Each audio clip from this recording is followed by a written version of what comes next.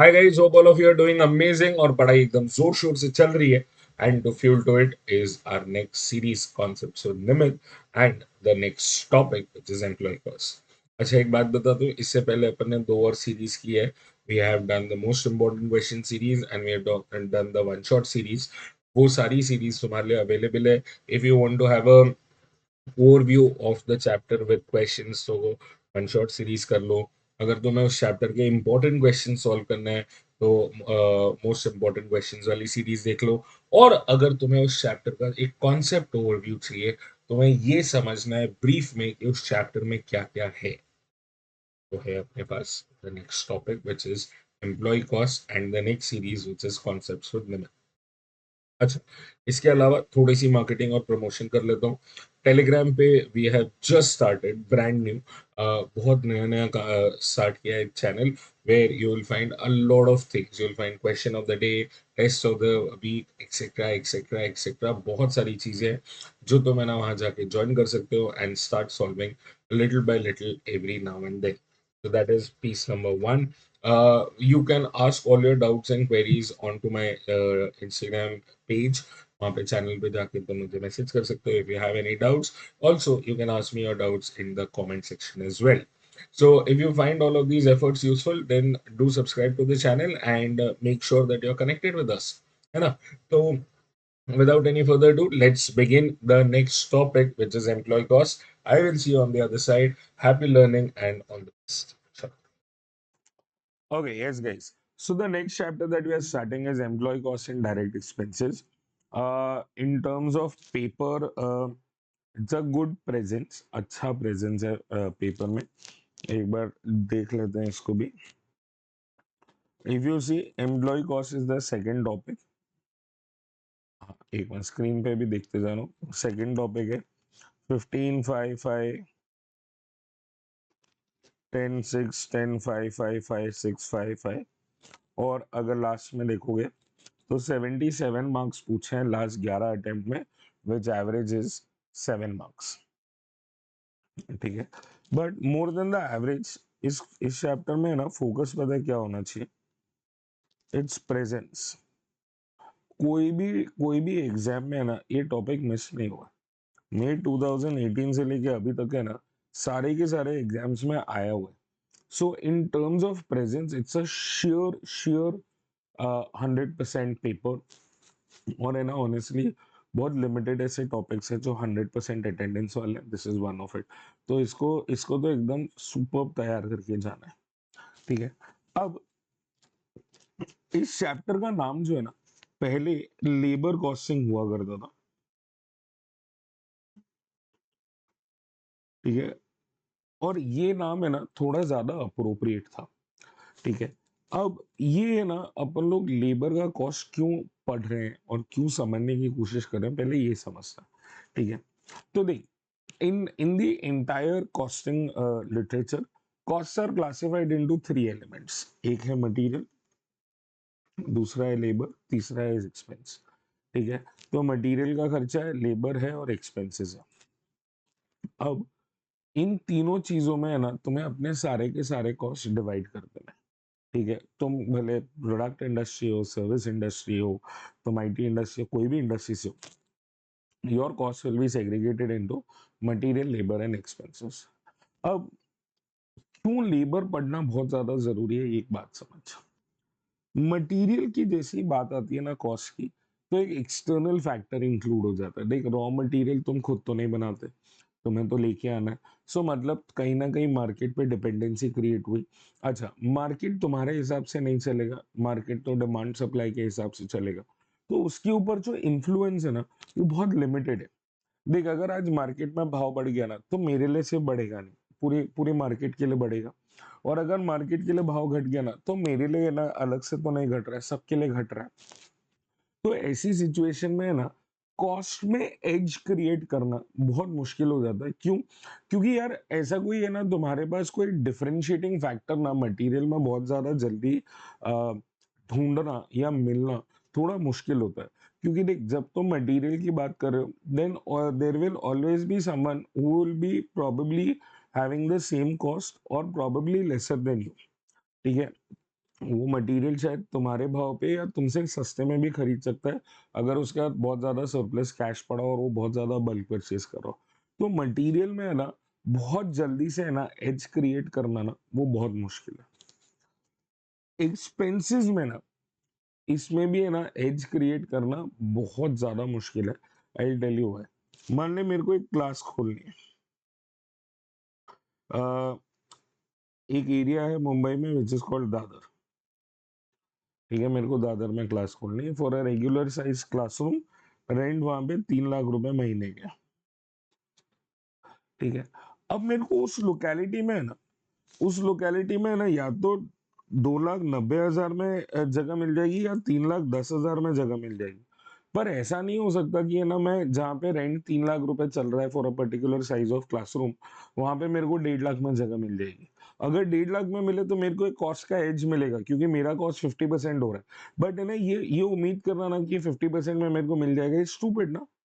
क्योंकि जैसे ही एक्सपेंस की बात आती है तो वापस से है ना एक एक्सटर्नल फैक्टर पे डिपेंडेंसी क्रिएट हो जाती है, क्योंकि है ना खर्चा तुम जो भी करोगे वो किसी किसी के ऊपर करोगे ना, तो वहां पे वापस से एक मार्केट ड्रिवन फैक्टर आ जाता है, डिमांड सप्लाई आ जाती है। वहां पे वापस से ना थोड़े से हाथ बंद जाते हैं। But labour is a factor which is highly controlled by internal circumstances. तुम इसे है ना इंटरनली है ना बहुत सुपर तरीके से मैनेज कर सकते हो। अब कैसे? फॉर एग्जाम्पल, मेरे पास एक वर्कर है ए, जिसकी सैलरी है 50,000। ठीक है, मेरे पास एक दूसरा वर्कर है जो थोड़ा आलसी है, तो मैं उसको ना 40,000 रुपए देता हूँ। ठीक है, बट अब है ना ब्यूटी समझ यहाँ पे, मेरे को वर्कर ये ना 1,000 यूनिट बना के देता है। ठीक है, और मेरे को वर्कर भी है ना सिर्फ 400 यूनिट बना के देता है। ठीक है, अब एक बात समझ, टोटल अमाउंट के बेसिस पे तो यही लग रहा है ना वर्कर भी सस्ता है, ऑब्वियसली। बट अगर तुम देखने जाओगे ना, तो वर्कर ए अपने को कितना पड़ता है, इट इज 50 पर यूनिट। और वर्कर बी कितना पड़ रहा है, 100 रुपए पर यूनिट। डबल का फर्क आ गया। अच्छा, दोनों में डिफरेंस क्या है? Worker A is motivated, driven, hard working. Worker bee is not motivated, not driven at all, lazy S, उसे कोई काम नहीं करना है। ठीक है, उसे से बैठ के पैसे खाने। ठीक है, तो अब तुम उसे भले 10,000 रुपए कम भी दे रहे हो, बट उसके बाद भी वो महंगा है। And a highly motivated worker is extremely cheap for you. समझ रहा है बात को? तो this is a factor which can help you create a edge in your cost. क्योंकि ये वाला जो एलिमेंट ऑफ कॉस्ट नहीं है, हाईली इंटरनल है। इसमें ना बहुत ज्यादा एक्सटर्नल फैक्टर्स का रोल प्ले नहीं होता। हो सकता है कि ऑर्गेनाइजेशन में तुम्हारा वर्कर सेफ फील करता हो, सिक्योर्ड फील करता हो, वो मोटिवेटेड फील करता हो, इसलिए वो तुम्हें इतना आउटपुट दे रहा है जो बाहर उसे शायद ना मिले। In that situation, a motivated worker will be always cheaper to you than a demotivated worker. And the differences can be huge. देख कैसा है ना, आज अगर तुम मटेरियल 10 रुपए पर यूनिट पे लेके आ रहे हो ना, तुम ऐसा नहीं कर सकते कि है ना यही सेम क्वालिटी का मटेरियल 5 रुपए में लेके आओ। दुनिया बेवकूफ तो है नहीं, तो तुम्हें है ना इतना सस्ते में तो मिलेगा नहीं। बट क्या हो सकता है पता है, तुम शायद 9 रुपए पर यूनिट में ले आओ, या शायद 8.5 रुपए पर यूनिट पे भी ले आओ। ठीक है, फर्क कितना पड़ेगा? 5-10%, 15%। लेबर में 50% का, 100% का फर्क पड़ सकता है। तो यहाँ पे है ना, इसलिए ना तुम देखोगे स्टार्टअप्स में और बड़े ऑर्गेनाइजेशंस में टीम बिल्ड करना उनके लिए कितनी बड़ी एक्सरसाइज है। वो क्यों चाहते हैं कि टीम बिल्ड हो? वो क्यों चाहते हैं कि टीम है ना बहुत ज्यादा मोटिवेटेड रहे? क्योंकि a motivated worker can be way more cheaper than what a demotivated worker is. And क्योंकि है ना अपने लिए ये एक कॉस्ट का फैक्टर बनता है, इसलिए अपन labour as a cost study करते हैं। समझ में आ रहा है? अब अगर तुम labour as a cost study कर रहे हो, ठीक है, एज अ कॉस्ट स्टडी कर रहे हो, तो आर यू द एम्प्लॉयर और द एम्प्लॉय? तुम इसमें से क्या हो? क्या तुम एम्प्लॉयर हो या एम्प्लॉय हो? ऑब्वियसली तुम क्या बनोगे? एम्प्लॉयर, क्योंकि एम्प्लॉयर के लिए ये कॉस्ट है, एम्प्लॉय के लिए तो रेवेन्यू हो गया या इनकमिंग हो गया, तो उसके लिए तो ये कॉस्ट नहीं है। ये कॉस्ट किसके लिए है? एम्प्लॉयर के लिए। तो इसलिए ना, employer's perspective is what you are studying this chapter from. ठीक है, तुम एम्प्लॉयर के नजरिए से देख रहे हो पूरे चैप्टर को, क्योंकि उसके लिए वो कॉस्ट है, एम्प्लॉय के लिए कॉस्ट नहीं है। So you are always and always in the shoes of the employer in this chapter. ठीक है, नाउ मेरे को ये बताओ, what exactly is labour? Labour क्या होता है? मजदूर। किसी ने तो सोचा होगा मजदूर है। The answer is no. ठीक है, अगर तुम्हें लगता है कि मजदूर लेबर है, तो फिर लेबरर कौन हो गया? Who would be a labourer? समझ में आ रहा है? तो ये जो टर्म्स है ना, दोनों लेबर और लेबरर, ये अपन लोग बहुत इंटरचेंजेबली यूज कर लेते हैं। बहुत बारी है ना, अपन लोग इसको साथ साथ ही बोल देते हैं या इंटरचेंजेबली बोल देते हैं, जो एक्चुअली गलत है। लेबर एग्जैक्टली क्या है? लेबर इज मेहनत।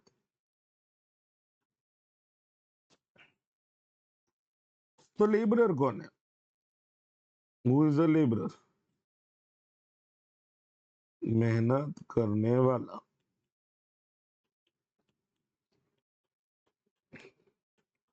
वाला या वाली?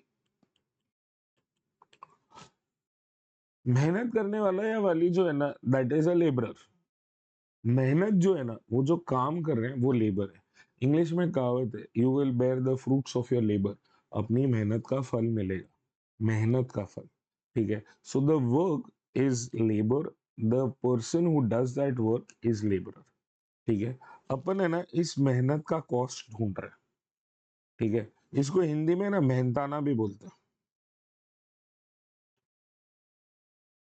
मेहनताना। ठीक है, मेहनताना क्या मिलेगा, मतलब पैसे क्या मिलेंगे मेहनत करने के। ठीक है, so the work, how is it going to get paid, how much is it going to get paid, is what is मेहनताना। ठीक है, and it's a cost. Now अपन अगर है ना कॉस्ट है, तो अपन इसकी पेमेंट की अगर तरीके की बात करें, ठीक है, पेमेंट के तरीके की बात करें, तो अपने पास बहुत सारे वेज है जिससे अपन वर्कर्स को पे करते हैं। ठीक है, the most primitive way is called as time rate basis. ये अच्छा सुन, ये सब कुछ लिखना मत है। मेरे को क्या लिखवाना है ना, वो मैंने एक सेपरेट शीट में अच्छे से सजा के लिखा हुआ है, वो मैं तेरे को एंड में दिखाऊंगा। उतना ही लिखना, अभी कुछ लिखना मत, सब समझ ले। ठीक है, तो सबसे पहला बेसिस जो है ना, वो है time rate basis. Most primitive way of doing it. अब ये जो टाइम रेट बेसिस है ना, इसमें अपन लोग क्या करते हैं? अपन लोग पेमेंट करते हैं वर्कर को on the basis of number of hours that the worker is working. कि समझो, वर्कर आया 10 से 6, वो 8 घंटे काम कर रहा है, 8 घंटे के उसे पैसे दे दिए।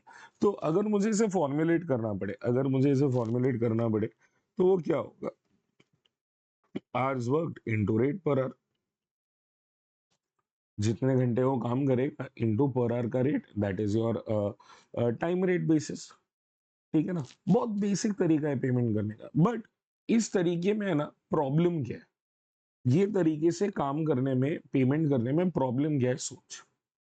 अब एक बात समझ, वर्कर को है ना टेक्निकली पैसे किसके मिल रहे हैं? वर्कर को टेक्निकली पैसे मिल रहे हैं उसकी प्रेजेंस के। वो फैक्ट्री में 8 घंटे है, उसे उसके पैसे मिल रहे हैं। क्या वो काम कर रहा है वो 8 घंटे? किसे मान? तो और देख, अगर तू वो वर्कर होता तो क्या सोचता? काम नहीं करने के भी पैसे मिल ही रहे, तो मैं काम क्यों करूं? काम करके क्या मतलब हुआ? एक्स्ट्रा काम करके क्या फायदा हुआ? ठीक है, तो मेरे को नहीं करना काम। मेरे को नहीं काम करके भी उतना ही पैसे मिल रहे हैं, काम करके भी उतने ही पैसे मिल रहे हैं, तो क्यों करूं? अभी अंडरस्टैंड। बेस्ट अगर एग्जांपल सोचना हो ना, तो गवर्नमेंट ऑफिस सोचो। गवर्नमेंट ऑफिस, गवर्नमेंट बैंक, क्या वो लोग काम करते हैं? नहीं। 8 घंटे में ना 2 घंटा तो लेट आते हैं, 2 घंटा जल्दी चले जाते हैं, 1-2 घंटे का लंच ब्रेक कर लेते हैं, हो गया लेट। हो गया उनका काम। 8 घंटे में 2 घंटा काम कर लिया तो बहुत हो गया उनके लिए। समझ में आ रहा है? तो यहाँ पे है ना वो लोग है ना उतने ही पैसे है ना 8 घंटे के ले जाते हैं, भले तो वो आए नहीं आए, करें जो भी है उसकी ड्यूटी का आज उसको मिल जा रहा है। तो टेक्निकली है ना ये वाला मोड ऑफ पेमेंट है ना, ये काउंटर प्रोडक्टिव है। Counter productive in what sense कि इसमें ना तुम्हें काम करके एक्चुअली है ना कोई बेनिफिट नहीं है। वर्कर को है ना यही लग रहा है कि जब मेरे को काम किए बिना पैसे मिल रहे हैं, तो मैं क्यों करूं। ठीक है, अब इसका रिपल इफेक्ट समझो। तुम्हारे पास है ना ऑर्गेनाइजेशन में आदमी बैठे हैं, लोग काम कर रहे हैं जो एक्चुअली आने के पैसे ले रहे हैं, काम नहीं कर रहे, उसकी वजह से प्रोडक्शन डीले हो रहा है। प्रोडक्शन डीले होने का मतलब एक डबल मार है। तुम अपने कस्टमर्स को अपना कमिटमेंट फुलफिल नहीं कर पा रहे, और अगर तुम कमिटमेंट फुलफिल नहीं कर रहे हो, तुम्हारी मार्केट में रेपुटेशन डैमेज होती जा रही है। ठीक है, सूनर और लेटर शायद तुम पे कोई भरोसा ही नहीं करेगा और तुमसे कोई सामान ही नहीं खरीदेगा। ठीक है, so to overcome this problem, to combat this problem, some came up something called as overtime. अब ओवरटाइम का मतलब क्या होता है? ओवरटाइम है ना बेसिकली तुम्हारे जो भी स्केड्यूल्ड नंबर ऑफ आवर्स है, उसके पहले और या उसके बाद में अगर तुम काम कर रहे हो ना, तो तुम्हें ओवरटाइम मिलता है। ठीक है, ओवरटाइम ना यूजुअली एक एक्स्ट्रा अमाउंट दिया जाता है वर्कर को, ताकि वो, क्योंकि है ना वो एक्स्ट्रा नंबर ऑफ आवर्स काम कर रहा है, तो उसे कॉम्पनसेशन जो है ना वो ज्यादा मिलती है। अब ओवर टाइम में हमेशा दो एलिमेंट्स होते हैं, दो चीजें होती है, ध्यान से सुनना।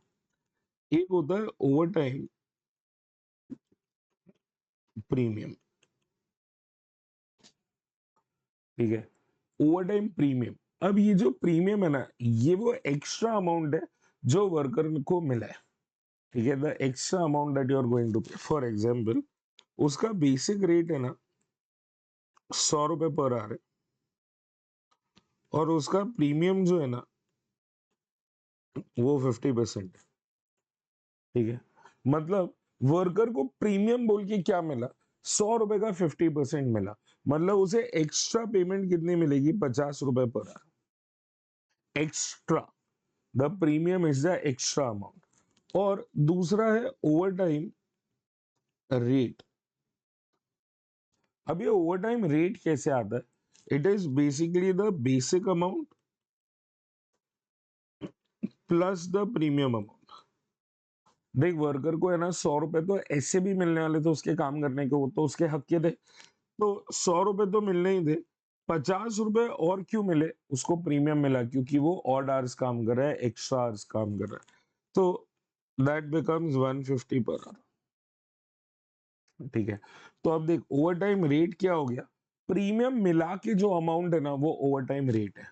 ठीक है, ओवर टाइम प्रीमियम क्या हो गया? ये जो एक्स्ट्रा पैसे तुम्हें लग गए ना, that is an overtime premium. Are you understanding? दोनों में डिफरेंस क्लियर है? ओवर टाइम प्रीमियम क्या है? जो ज्यादा पैसे दिए वो। ओवर टाइम रेट क्या है? जो बेसिक और ज्यादा पैसे मिला के, जो एक्स्ट्रा अमाउंट मिला के जो बनता है, that is your overtime rate. तो basic rate 100, overtime premium 50, overtime rate 150। समझ में आया? अब इस मेथड के साथ प्रॉब्लम क्या है? What is the problem with this methodology? ठीक है, इसमें क्या दिक्कत है? ये और ज्यादा काउंटर प्रोडक्टिव है। क्यों? अब वर्कर क्या सोच रहा है? देख, मैं अगर अभी काम निपटा दूंगा ना, तो फिर मेरे को वही 100 रुपए पर आवर के हिसाब से पेमेंट मिलेगी। एक काम करते हैं, अभी भी और काम नहीं करते, और भी काम नहीं करेंगे तो क्या होगा? मैं ओवर टाइम करूंगा। ओवर टाइम करने पे मेरे को उसी काम के ज्यादा पैसे मिलेंगे। तो अब मैं क्या करूंगा?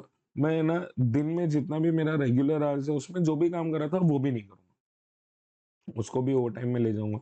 ओवर टाइम में ले जाऊंगा और पैसे कमाऊंगा उसमें। तो basically did the problem of production get solved? No, ये और एंटी होते जा रहा है। तो as an improvement to these two methods came in something called as piece rate. ठीक है, पीस रेट में ना अपन लोग क्या करते हैं? तुमसे जितना टाइम लेना है ले ले। 1 घंटे का काम 2 घंटे में कर, 5 घंटे में कर, 5 दिन में कर, 50 दिन में कर। जितने पीसेस कंप्लीट करके लाओगे, उतने पीसेस के हिसाब से पेमेंट मिलेगी। Are we understanding? तो जितना काम करोगे उतना पैसा बनेगा। ठीक है, तो अब है ना थोड़ा थोड़ा है ना ये इन लाइन होते जा रहा था प्रोडक्शन से। जितना ज्यादा प्रोडक्शन उतना ज्यादा पेमेंट। ठीक है, अगर इसको फॉर्मुलेट करने की बात करूं तो कैसे होगा, it be piece rate into number of pieces. Simple ना, जितने भी पीस बनाए इनटू द पीस रेट, इससे ज्यादा और क्या होएगा। बट अब इसमें एक और प्रॉब्लम है। सोच क्या प्रॉब्लम हो रही है। देख, अब है ना वर्कर के दिमाग में क्या चल रहा है, वर्कर के दिमाग में चल रहा है कि मैं जितना जल्दी प्रोडक्शन खत्म कर दूं ना, जितना ज्यादा प्रोडक्शन पूरा करूं, जितना जल्दी करूंगा उतना ज्यादा कर पाऊंगा, उतना ज्यादा पैसा बनेगा। तो अब उसके दिमाग में क्या चल रही है मेंटालिटी, मुझे ज्यादा ज्यादा पूरा करना है, I have to finish a lot of it. अब देख, when you trying to finish a lot of it, तो कहीं ना कहीं है ना क्वालिटी कॉम्प्रोमाइज होने लगेगी। और क्वालिटी कॉम्प्रोमाइज होने का मतलब क्या है ना, तुम्हारे लिए डबल मार है। मान ले तुम्हारे पास एक प्रोडक्ट है जिसका मटेरियल का कॉस्ट है 10 रुपीज पर यूनिट, जिसका लेबर का कॉस्ट है 15 रुपए पर यूनिट। ठीक है, अब जब तक प्रोडक्ट स्लो आ रहा था ना, तब तक है ना तुम्हारा सिर्फ प्रोडक्ट स्लो आ रहा था, उसका मतलब ये नहीं था कि तुम्हारा प्रोडक्ट वेस्टेज हो रहा था। अब यहाँ पे क्या हुआ, वर्कर है ना 5 रुपए तो यूनिट के ले गया, ठीक है, अपन ने उसको उसकी मजदूरी के पैसे दे दिए। 10 रुपए है ना, उसने 10 रुपए का मटेरियल भी बिगाड़ दिया, तो तुम्हारा तो लॉस हो गया यार 15 रुपए। मतलब इतने टाइम तक है ना क्या हो रहा था, प्रोडक्ट आ नहीं रहा था। अब प्रोडक्ट आ रहा है, डैमेज जा रहा है और घर से 15 रुपए जा रहे हैं। समझ रहा है, यहाँ पे भी नुकसान है। अच्छा, किसी ने सोचा कि है ना अपन क्यूसी करेंगे, क्वालिटी कंट्रोल करेंगे, और है ना एज पर क्यूसी जो यूनिट्स पास होंगे अपन लेबर को उसी के पैसे देंगे। चल मान ले कि है ना उसने 100 यूनिट बनाए, उसमें 10 यूनिट है ना पास नहीं हुए, ठीक है, तो तुमने 10 यूनिट में 5 रुपए तो बचा लिए, ठीक है, मतलब 50 रुपए तो बचा लिए। अरे पर ये 10 यूनिट पे 10 रुपए पर यूनिट का मटेरियल भी तो गया ना, 10 रुपए पर यूनिट का मटेरियल जाने का मतलब क्या हो गया, तुम्हारे तो 100 रुपए निकल गए। वो 100 रुपए का वेस्टेज कहाँ से आएगा, who will pay for that, there is nobody, there is absolutely no one who is going to pay for that. तो ये जेब से नुकसान होने जा रहा था। तो अब यहाँ आके फिर से गाड़ी अटक गई, ठीक है। अब एक बात समझने की कोशिश कर, ये जो कांस्टेंट बैटल है ना वर्कर और ऑर्गेनाइजेशन के बीच में, ये क्यों है, क्योंकि there is misalignment of thought. Misalignment कैसे, वर्कर सोचता है जब तक मैं ज्यादा काम कर रहा हूं तब तक ऑर्गेनाइजेशन ऑर्गेनाइजेशन ज्यादा पैसे कमा रहा है, मेरा क्या, व्हाट एम आई डूइंग और what am I getting extra. ठीक है, ऑर्गेनाइजेशन सोच रहा है कि है ना जब तक वर्कर काम नहीं करेगा तब तक मैं सरवाइव कैसे करूंगा। ऑर्गेनाइजेशन सोच रहा है मैं उसे काम के पैसे दे रहा हूँ, वही बहुत बड़ी बात है, मैं उसे एम्प्लॉयमेंट दे रहा हूँ, वही बहुत बड़ी बात है। तो यहाँ पे है ना दोनों अलग अलग सोच रहे हैं। ऑर्गेनाइजेशन सोच रहा है कि वर्कर है ना मेरी वजह से काम कर रहा है, वर्कर सोचता है कि ऑर्गेनाइजेशन मेरी वजह से चल रहा है, पर है ना उसके लिए मेरे को कुछ एक्स्ट्रा नहीं मिल रहा है। तो ये जो डिस्कॉर्ड है ना, इसकी वजह से है ना सबसे कॉमन बैटल है वर्कर की और ऑर्गेनाइजेशन की। उसको यही लगते रहता है कि मुझे एक्स्ट्रा क्या मिला एक्स्ट्रा काम करके, और अगर मुझे एक्स्ट्रा काम करके कुछ एक्स्ट्रा नहीं मिलने वाला तो मुझे एक्स्ट्रा काम करना ही नहीं। कहानी खत्म। अभी अंडरस्टैंडिंग, कहानी खत्म।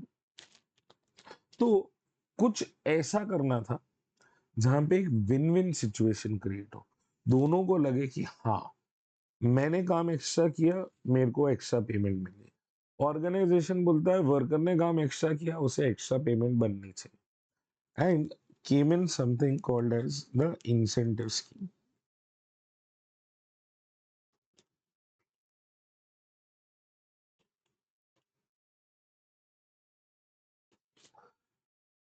अब ये इंसेंटिव स्कीम है ना, this is a way to create a win win situation, और लोगों ने बहुत ब्यूटीफुली है ना इसको यूज किया। उबर की बात करते हो, मेरे ख्याल से उबर इंडिया में 2008 के आसपास या कहीं तो आया था, ठीक है, 2008 या 10 के आसपास। जब उबर इंडिया में आया ना, तब इन्होंने पता है बॉम्बे में क्या किया, जितनी भी यहाँ की लोकल बसेस है जिनको बीएसटी बसेस बोलता है, उसके पीछे ना एडवर्टाइजमेंट लगा दिया, get your car attach to Uber, get 1,50,000 per month assured. ठीक है, उस टाइम पे है ना एक फ्रेश चार्टर्ड अकाउंटेंट की सैलरी नहीं थी 1.5 लाख रुपए महीने। ठीक है, आज भी थोड़ी थोड़ी जगह तो स्ट्रगल ही है 1.5 लाख रुपए महीने की। ठीक है, इन्होंने बोल दिया आप अपनी गाड़ी अटैच कर दो सर उबर के साथ, हम आपको 1.5 लाख रुपए फिक्स देंगे, भले हम आपको बिजनेस दें या ना दें, पर हम आपको 1.5 लाख रुपए फिक्स देंगे। अच्छा, उस टाइम गाड़ी कौन सी चलती थी उबर में? Swift Dzire. कितने की आती थी पता है गाड़ी? 6 लाख। 6 लाख की गाड़ी 1.5 लाख रुपए महीने का कंफर्म है। सोच, 4 महीने में है ना, 4 महीने में तुम्हारी तो गाड़ी के पैसे आ गए। अब अगर मैं हूं तो मैं, मेरे दिमाग में क्या खुराफात चल रही है, मैं क्या सोच रहा हूँ, एक काम करते, 4 महीने है ना उबर के साथ अटैच कर लेते हैं गाड़ी को, उसके बाद गाड़ी के पैसे तो आ गए, फिर बंद कर देंगे, गाड़ी तो अपनी होगी। ठीक है, तो ऐसे करके ना मैंने अपनी गाड़ी अटैच करवा ली है। तो यहाँ पे ना ड्राइवर फिक्स हो गया। क्यों ड्राइवर फिक्स हो? क्योंकि ड्राइवर के पास मोटिवेशन था। ठीक है, अब है ना राइडर को है ना फिक्स करना था। अब राइडर को फिक्स कैसे करें? तो सिंपल था, इन्होंने क्या किया, ऐप डाउनलोड करो, 750 रुपीज की फर्स्ट राइड फ्री। ठीक है, और उस टाइम में ना ऐसा सिचुएशन था कि बॉम्बे में आप एक कॉर्नर से दूसरे कॉर्नर जा सकते थे 750 रुपए फेयर में। ठीक है, एक कॉर्नर से दूसरे कॉर्नर 750 रुपए फेयर के अंदर। ठीक है, तो राइडर ने ना बोला चलो ऐप डाउनलोड करते हैं, एक राइड तो फ्री में करेंगे। ठीक है, फिर उबर ने बोला अगर आपके रेफरेंस कोड से किसी और ने ऐप डाउनलोड कर लिया तो उसको तो राइड फ्री है ही है, आपको और एक राइड फ्री। तो ऐसे करते करते लोगों ने इसको स्प्रेड करना चालू किया। ठीक है, तो राइडर फिक्स हो गया। ठीक है, अच्छा, उबर का है ना एक एक और गोल क्या था, they wanted to tap into airport travels. ठीक है, एयरपोर्ट ट्रांसफर जिसको बोलते हैं ना, इनको है ना इसको टैप करना था, क्योंकि वहां पे लेट नाइट कस्टमर्स होते हैं। ठीक है, अच्छा, क्या उबर से पहले है ना कस्टमर्स जाते नहीं थे रात को 2 बजे 3 बजे एयरपोर्ट? ऑफ कोर्स जाते थे। कैसे जाते थे? हर बंदे के पास एक टैक्सी वाले का नंबर होता था। उस टैक्सी वाले को 2 दिन पहले बताया जाता था कि सर जी अपने 2 दिन बाद है ना रात को 3 बजे एयरपोर्ट के लिए निकलना है। वो बोलता था ठीक है मैं आ जाऊंगा। ठीक है, that was how taxis used to operate earlier. ठीक है, इन्होंने क्या किया, इन्होंने है ना बोला ड्राइवर को आप 11 PM टू 6 AM ऑनलाइन रह जाओ, ऑनलाइन रह जाओ, मेक योर कैब अवेलेबल, हम आपको 3,000 रुपए पर नाइट देंगे। अब देख घर पे क्या करता, सोता, गाड़ी में सो जा, 11 बजे से लेके 6 बजे तक है ना तू गाड़ी में सो जा, 3,000 रुपए मिलेंगे गाड़ी में सोने के। और अगर कोई भाड़ा आया, कोई फेयर आया, तो जाके उसको एयरपोर्ट छोड़ के वहां सो जा, क्या फर्क पड़ रहा है? ठीक है, तो ऐसे करके उन्होंने उनका भी धंधा बंद कर दिया। कौन से वाले? जो रात को है ना अपने बुलाने पे टैक्सी लेके आते थे, उनका भी धंधा बंद। ठीक है, और अब सोच, जो गाड़ी 4 महीने में फ्री हो रही थी, 3,000 रुपए पर नाइट, 30 नाइट के हिसाब से 45,000 रुपए होते हैं, मतलब महीने के 2 लाख रुपए, 3 महीने में गाड़ी फ्री हो रही है। ठीक है, राइडर भी एडिक्टेड कि साला है ना झंझट खत्म, रात को कितने भी बजे जाओ टैक्सी अवेलेबल है, बाहर खड़े रहने की जरूरत नहीं, बाहर तक मेन रोड तक चल के जाने की जरूरत नहीं, ऐप पे टक टक टक टक टक टक बुक करो, अपने आप है ना टैक्सी घर के नीचे आ रही है, उनको भी मजा आ रहा है। ठीक है, ये कार्यक्रम सिलसिला चलाते रहे, both of them are motivated. अब fast forward few years now, अब क्या हो रहा है?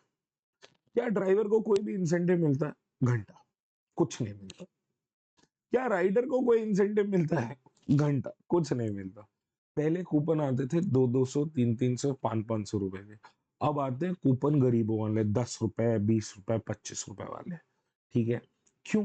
क्योंकि अब इनको मालूम है कि दोनों को इतना इंसेंटिवाइज कर दिया है कि अब है ना किसी के पास कोई ऑप्शन ही नहीं बचा है।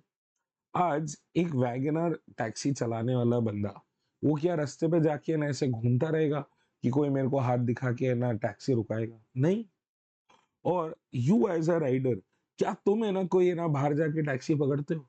अब अगर तुम्हें टैक्सी पकड़नी है तो खट खट खट खट खट खट हो गया अपना काम, और ऐप पे बुक किया, घर के नीचे आएगा वो, है ना? तो अब दोनों है ना इतने ज्यादा एडिक्टेड हो चुके हैं कि अब इन्हें मालूम है कि अब कोई और रास्ता नहीं है, तो अब किसी को और नहीं कमाने दे रहे। क्या उबर बेवकूफ है? क्या उन्हें नहीं समझ में आ रहा कि 2 लाख रुपए महीने के दे रहे हैं हम, गाड़ी साली 6 लाख रुपए की, 3 महीने में तो गाड़ी के पैसे ही आ जाएंगे? क्या उन्हें ये नहीं पता था? They wanted that. But what is happening over here, it is creating an ecosystem. ठीक है, इस इकोसिस्टम में ना सब अब मजबूर हो गए हैं। टैक्सी वाले को पूछो क्या तुम है ना अभी उबर के अलावा गाड़ी चला सकते हो? बोला नहीं साहब। राइडर को पूछ ले उबर के बिना कैब कैसे पकड़ेगा, उसको पता ही नहीं है। The newer generation knows nothing about it. उन्होंने ना ऐसे कभी मौका ही नहीं देखा कि है ना रोड तक चल के जाना है, ऐसे टैक्सी को हाथ दिखा के रोकना है। उन्होंने किया ही नहीं। उन्हें पता ही नहीं कि ये क्या होता है। तो बात समझ। अब है ना दोनों मोटिवेट होने के बाद है ना अब उबर पैसे कमाएगा। Now they will start making money, क्योंकि अब है ना उनका टाइम आ गया। समझ में आ रहा है? सो that's how incentive schemes work actually. So it is to create a win-win situation basically. ठीक है, और है ना ऐसा सिर्फ उबर नहीं है, ये ब्लिंकिट, जेप्टो, ये जो हाइपर डिलीवरी वाले हैं, ये लोग भी वही एक चीज क्रिएट करने की कोशिश कर रहे हैं। They are making you more आलसी। कैसे? घर में धनिया खत्म हो गया, नहीं नहीं मत उतरो आप घर में अपने कंफर्ट में बैठो, हम धनिया लेके आएंगे आपके पास, भले 10 रुपए का हो, हम धनिया लेके आएंगे आपके पास। क्यों बे? क्या मजा आ रहा है उसको? 10 रुपए का धनिया, वो है ना, सोच ये तू है, ये धनिया वाला है, और यहाँ पे जेप्टो है, ये जाता है धनिया वाले के पास, वो धनिया लेके तुम्हारे घर तक पहुंचा के जाता है, 10 रुपए का धनिया। और तुम सोच रहे हो कि इसमें ना तुम्हारे पैसे बच जाएंगे? अबे कहाँ से बचेंगे बे? एक आदमी अपना टाइम अपना पेट्रोल जला के तुम्हारे लिए धनिया लेने गए, और तुम्हें क्या लगता है 10 रुपए का धनिया 10 रुपए में दे देगा तुम्हें? Of course not. It is not possible. But how are they creating a win win situation? धनिया वाले को क्या बोलते हैं कि भाई साहब आपका तो धनिया शाम तक अगर नहीं बिका तो खराब हो जाएगा, आप हमें दे दो सस्ते में। धनिया वाले ने सोचा यार ठीक है ले जा। आदमी को जो जो ऑर्डर करा है उसको क्या बोला कि सर इतनी धूप है, इतनी गर्मी है, आप कैसे बाहर निकलोगे? Do not worry at all, last minute भी हम आपको लाके डिलीवर करेंगे। सामने वाला सोचता है कि ठीक है यार 10 रुपए लेगा ले लेगा। तो कन्वीनियंस का business, basically it is creating a space जहां पे दोनों को इंसेंटिव है। धनिया वाले को ये इंसेंटिव है कि उसके पास एंड तक धनिया ना बचे दिन के खत्म होने तक। आदमी को इंसेंटिव क्या है कि यार छोड़ना यार, कौन जाएगा नीचे, इससे तो खुद ही आ जाए। ठीक है, तो जो धनिया है ना, तुम खुद जाते ना सब्जी वाले के पास तो फ्री में मिल जाता। अब वो फ्री का धनिया है ना, वो तुम है ना पैसे दे के ले रहे हो in the name of convenience. That is what is a win win situation and incentive scheme. समझ में आ रहा है? अब ये इंसेंटिव स्कीम्स ना, ये बतेरी बनी हुई है, बतेरी। ठीक है, बट क्या हुआ पता है कि 2019 के आसपास इंस्टीट्यूट ने है ना अपना सिलेबस कट डाउन किया था। और वो जो सिलेबस कट डाउन था ना, उसमें ये वाला चैप्टर में से कट डाउन हुआ था क्या? तो पहले तुम्हारे सिलेबस में कुछ 11 या 12 इंसेंटिव स्कीम्स हुआ करती थी। ठीक है, अब वो कट डाउन होके हो गई है सिर्फ दो। ठीक है, वो कौन सी है?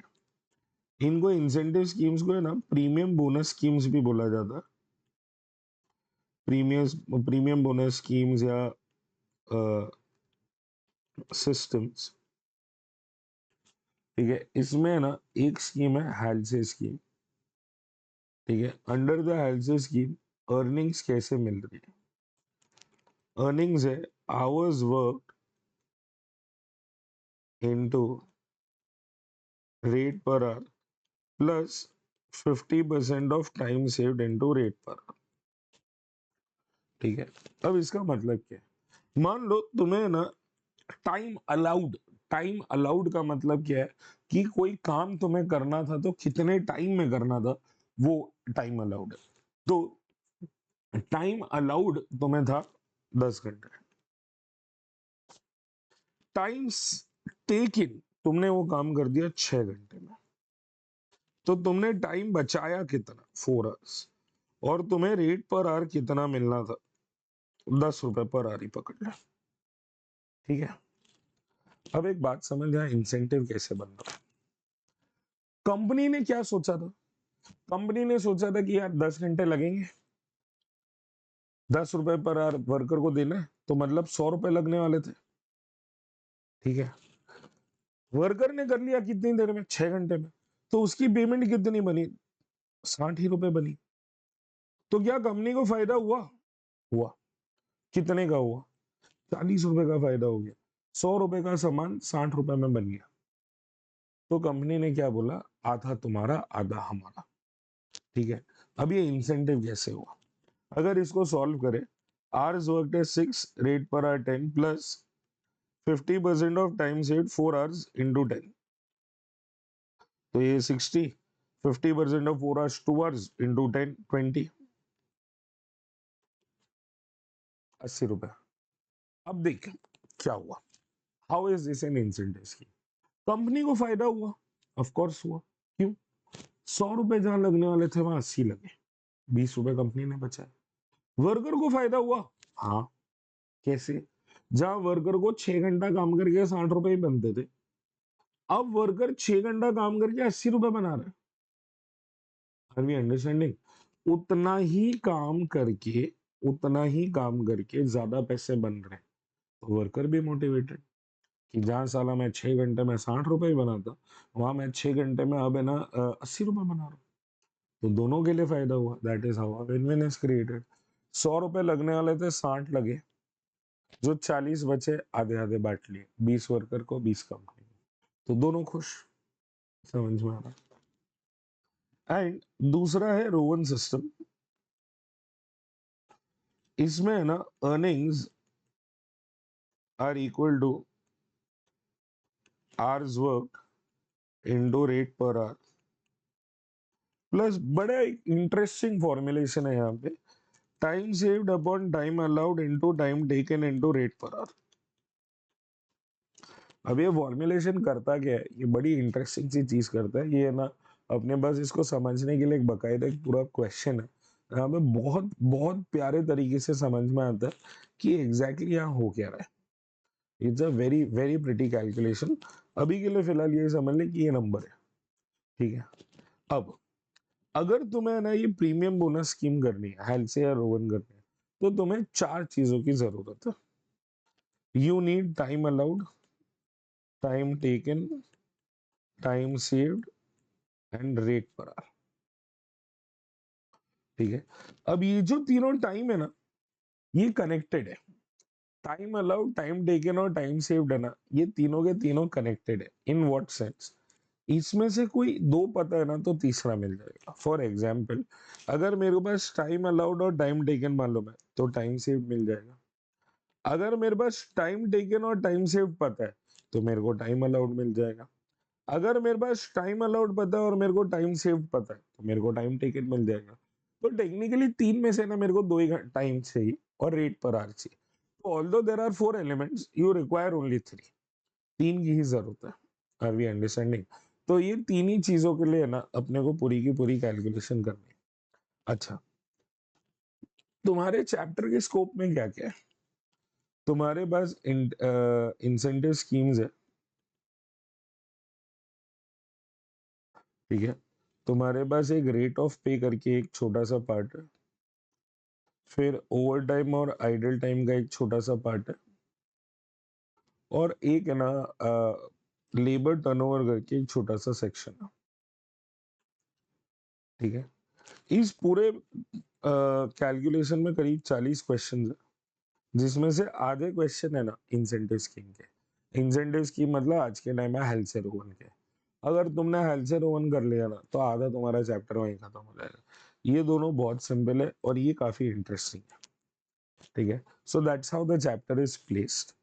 अब एक सेकंड के लिए मैं वीडियो पॉज कर लूं, and I will bring up the sheet जिससे मैं चाहता हूं कि तुम कॉपी करो। फिर वहां से कॉपी करने के बाद अपन लोग है ना सम्स चालू करेंगे, ठीक है ना। Hold on.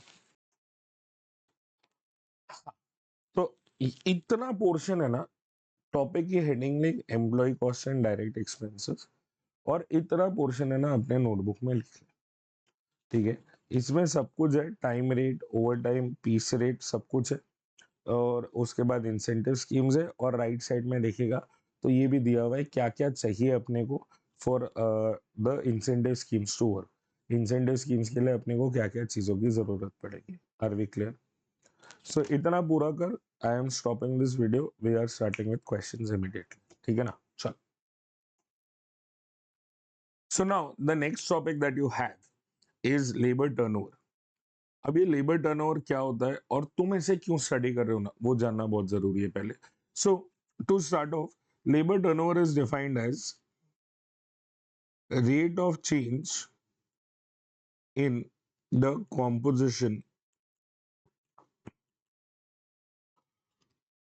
of a workforce।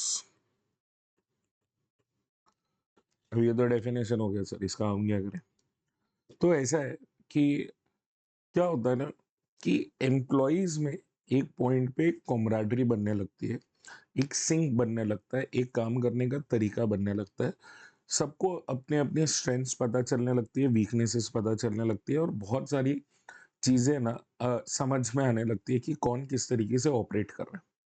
अब क्या होता है, अगर ये कॉम्पोजिशन है ना जो वर्कफोर्स का, वो अगर चेंज होता है ना, तो it brings a lot of disruption in the harmony of the workforce. और हार्मनी ब्रेक होने का है ना सबसे पहला इम्पैक्ट है तुम्हारा, है ना, सबसे इजीएस्ट चीज जो सबसे पहले होगी, that is a hit on the efficiency. Efficiency सबसे पहले स्ट्राइक होगी। और अगर एफिशिएंसी पे क्रैक आने लगता है ना, तो ऑटोमेटिकली कॉस्ट ऊपर जाने लगेगा। और क्योंकि कॉस्ट ऊपर जा रहा है, इसलिए ये मैटर तुम्हारे लिए पढ़ना बहुत जरूरी है। समझ में आ रहा है? अब तुमने है ना ये बहुत बार सुना होगा कि है ना इस एम्प्लॉय को रिटेन करने के लिए इतने पैसे दिए गए, उस एम्प्लॉय को रिटेन करने के लिए इतने पैसे दिए गए, और organization the spending this much money for this, that, making sure that the employees are happy. ये क्यों कर रहे हैं? क्योंकि देख, मान ले मैं कॉस्टिंग पढ़ा रहा हूँ, मेरे को 5 साल 6 साल कुछ हो गए पढ़ाते पढ़ाते। तो अब मेरे को है ना इस पूरे सब्जेक्ट की है ना इन एंड आउट डेप्थ, इसकी ब्रेथ कितनी है, इसमें क्या पॉसिबिलिटीज है, मेरे को ये सब समझ में आता है। Now let's say I am working with an organization जिसके साथ है ना मैं ये काम कर रहा हूँ, और मुझे मालूम है कि है ना इसमें से कुछ पोर्शन एफएम में भी आता है। तो मेरी और एफएम वाले प्रोफेसर की है ना अंडरस्टैंडिंग बनी हुई है कि ये पोर्शन मैं ले लूंगा क्योंकि ये मेरे डोमेन में थोड़ा ज़्यादा डीप है। ये पोर्शन आप ले लेना क्योंकि ये आपके डोमेन में थोड़ा ज़्यादा डीप है। तो हमारे में वो अंडरस्टैंडिंग है। Now let's say I quit the organisation. अब जो भी नया बंदा आएगा कॉस्टिंग सिखाने, वो है ना अपने तरीके से काम करेगा, और उनका तरीका और एफएम वाले प्रोफेसर का तरीका शायद मैच ना हो। दोनों में मैच नहीं होगा तो है ना आर्ग्यूमेंट होगी, डिसएग्रीमेंट होगी, और इवेंचुअली है ना नुकसान किसका होएगा? स्टूडेंट का। कैसे? कॉस्टिंग वाला प्रोफेसर अपने हिसाब से करेगा, एफएम वाला प्रोफेसर अपने हिसाब से करेगा, दोनों अपना अपना करेंगे। तो इसमें एंड में ना जो फाइनल प्रोडक्ट है उसके ऊपर इम्पैक्ट आएगा। तो इसलिए ना हमेशा लेबर टर्नओवर को है ना हमेशा एक तरीके से ध्यान में रखा जाता है कि ये जो नंबर है या ये जो इम्पैक्ट है ये बहुत ज़्यादा ना हो, ठीक है। तो इसलिए लेबर टर्नओवर को सीखा जाता है। अब चेंज किस किस तरीके से आ सकता है कॉम्पोजिशन में? या तो है ना कोई जा सकता है तो लेफ्ट हो सकता है, और या तो कोई आ सकता है तो वो इनकमिंग हो सकता है। दो ही तरीके से चेंज आएगा, या तो कोई छोड़ के चला गया या तो कोई जुड़ने आ गया। अब छोड़ने जाने के लिए ना दो पॉसिबिलिटीज है, ए लिखना नहीं है, I will give you the formula. या तो तुमने फायर कर दिया हो, ठीक है, और या तो वो अपनी मर्जी से चला गया तो उसने क्विट कर दिया, ठीक है। अब कोई एक आदमी क्यों क्विट करना चाहेगा तुम्हारा organization? Why would somebody want to quit your organization? सोचो। बेटर अपॉर्चुनिटीज मिल रही होगी कहीं पे, यहाँ पे काम पसंद नहीं आ रहा होगा, वर्क लाइफ बैलेंस नहीं होगा, मैटरनिटी लीव हो सकता है, पैटर्निटी लीव हो सकता है, रिलोकेशन हो सकता है, डिसेबिलिटी हो सकता है, बहुत सारे रीजंस हो सकते हैं why somebody would want to leave you. तुम किसी को क्यों निकालोगे? Why would you want to fire somebody? अब तुम्हारे पास फायर करने के ना बहुत सारे रीजंस हो सकते हैं। आदमी इनएफिशिएंट हो सकता है, मिस अप्रोप्रिएशन किया होगा, वर्क प्लेस में बिहेवियर सही नहीं होगा, या कुछ चीजें मिस हैंडल कर ली होगी, बहुत सारी रीजंस, ठीक है।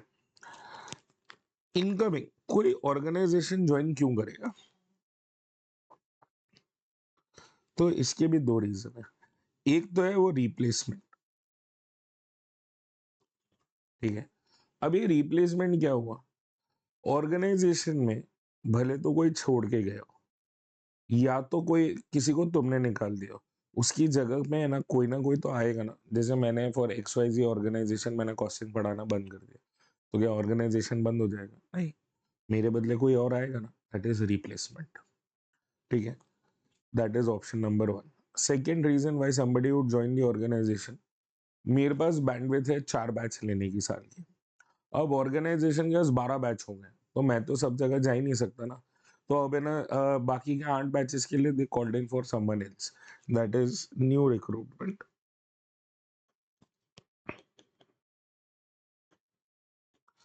अब ये न्यू रिक्रूटमेंट जो होता है ना, this is usually as the organization grows, ठीक है। ग्रोथ प्रोस्पेक्ट्स की वजह से नए लोग और जरूर है, ठीक है। अब ये तीनों जो सिचुएशंस है, रादर चारों जो सिचुएशंस है, they get covered under 3 formulas। One is called as the separation method, जिसमें जो फायर किया गया, जो क्विट किया गया, technically both of them are separated,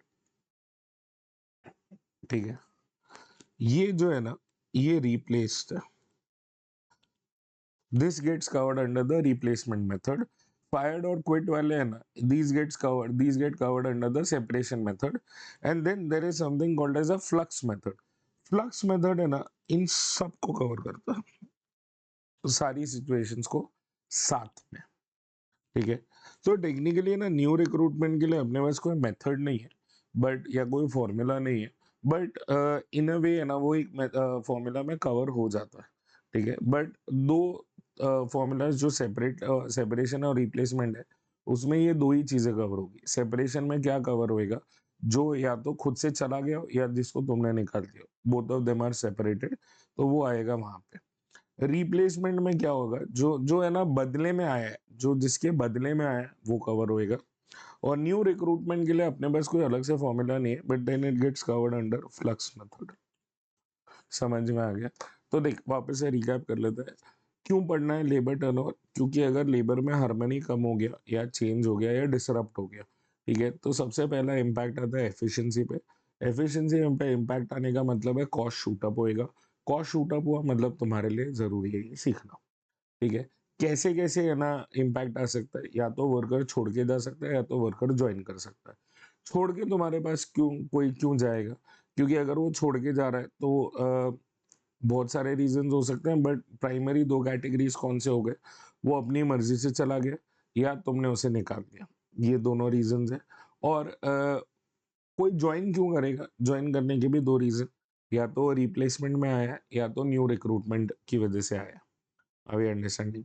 अब ये क्यों छोड़ के गए, ये वो तो बहुत सारे सब्जेक्टिव मैटर्स है, जिसमें है ना वो रीजंस आ जाएंगे। बट इन सबको अपन लोग स्टडी करने के लिए 3 फॉर्मूलाज यूज करते हैं। Separation method formula, replacement method formula और द फ्लक्स मेथड, ठीक है। एंड इन तीनों फॉर्मूलाज में है ना अपने पास वो फॉर्मूलाज में नंबर्स डालना है, अपने को आंसर निकालना है। Very basic formulas. 1 मिनट के लिए पॉज कर रहा हूँ, I am bringing in the screen for you. वो स्क्रीन तुम कॉपी भी करोगे और उसके बाद अपन उसको डिस्कस भी करेंगे। एक सेकंड।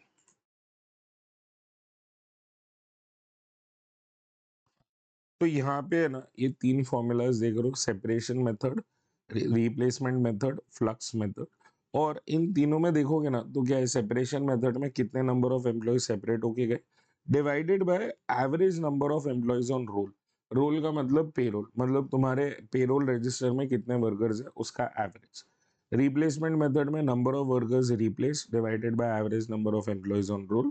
फ्लक्स मेथड में सब आ जाता है, फ्लक्स में सेपरेटेड भी आता है, रिप्लेस भी आता है और न्यूली रिक्रूटेड भी आता है। एक टर्म की तरफ ध्यान देना, replace plus newly recruited are called accessions. ठीक है, replace plus newly recruited are called accessions divided by average number of employees on roll. और average number of employees on roll कैसे आएगा? तुम्हारा favourite, opening plus closing by 2। समझ में आ गया? तो ये जो मेथड्स है, बस इसको इतना फॉर्मूलाज को लिख ले। ठीक है, अगर है ना तुम्हें ना थोड़ा सा और भी लिखना है, तो ये भी लिखना है तो लिख ले, एक बार स्क्रीन फ्रीज करके लिख ले। And these are the formulas, इसको तो पक्का ही लिख ले। ठीक है, so that's what we have. अपने पास आई थिंक कुछ 6 या 7 क्वेश्चन है, 1 2 3 4 5 6 7 क्वेश्चन है फॉर लेबर टर्नओवर। उसमें ना एक लॉस ऑफ प्रॉफिट करके भी एक कॉन्सेप्ट है, बट वो अपन लोग सीखेंगे क्वेश्चन नंबर 37 और 38 में। ठीक है, तो अपन लोग ने ना 32 से लेके 36 तो है ना सिर्फ कैलकुलेशंस करनी है। 37 और 38 में लॉस ऑफ प्रॉफिट भी है, तो लॉस ऑफ प्रॉफिट क्या होता है वो अपन लोग तब समझेंगे। ठीक है, so that's it in this one. एक बार इसको फटाफट कर ले, विल स्टार्ट द क्वेश्चंस।